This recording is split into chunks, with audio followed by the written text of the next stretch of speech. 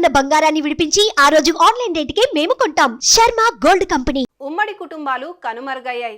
కష్టాల్లో ఉన్న బిడ్డలకి మంచి చెడు చెప్పే పెద్దరికం దూరమైంది. అలా అనునాయించేవారు లేక ఓ పచ్చటి కుటుంబం చిన్నాభిన్నమైంది.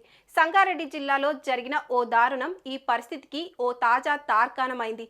ఇంతకీ ఏం జరిగింది?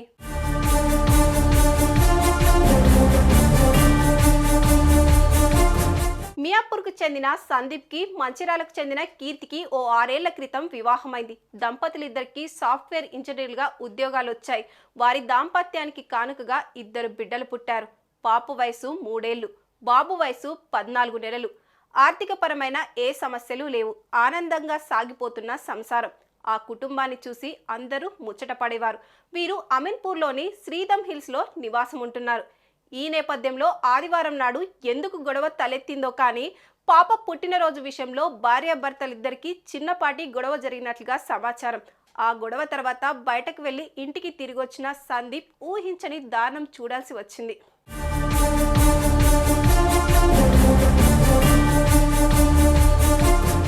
అతను ఇంట్లోకి అడుగు పెట్టేసరికి కీర్తి ఫ్యాన్కు ఉరివేసుకొని శవమై వేలాడుతుంది.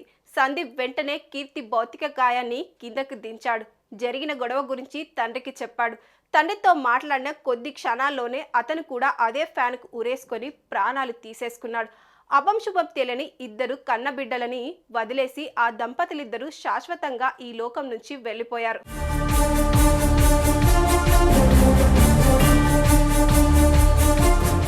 ఈ దంపతులిద్దరూ ప్రాణాలు వదిలిన సమయంలో వారి బిడ్డలిద్దరూ మియాపూర్లో సందీప్ తండ్రి దగ్గర ఉన్నట్లు తెలుస్తుంది. విషయం తెలిసి కొడుకు ఇంటికి పరుగు పెట్టిన సందీప్ తండ్రి అపార్ట్మెంట్లో అటు కోడలు ఇటు కొడుకు నిర్జీవులుగా ఉండడం చూసి కుప్పకూలిపోయాడు. కీర్తి తండ్రి ఫిర్యాదుతో పోలీసులు కేసు నమోదు చేశారు. చిన్న కారణానికి ప్రాణాలు పణంగా పెట్టేసిన ఆ దంపతుల తొందరపాటు చర్య 2 చిన్నారులను ఒక విధంగా అనాథులుగా మార్చేసింది. సుమన్ టీవీలో మీ పర్సనల్ అండ్ బిజినెస్ ప్రమోషన్స్ కోసం కింది నెంబర్కి కాంటాక్ట్ చేయండి.